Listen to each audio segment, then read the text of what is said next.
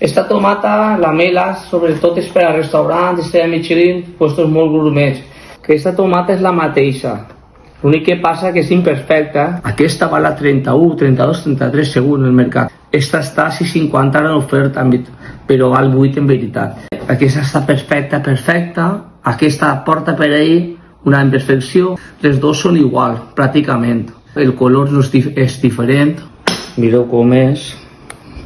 Molt roixeta per dins, no té quasi llavor. Com vegam, no és igual per dir del color, però pràcticament l'altre és el mateix.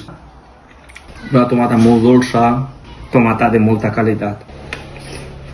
Esta ja se nota que la pell és un poc més dura, no està tan dolça com aquesta, però prou qualitat, jo recomano esta.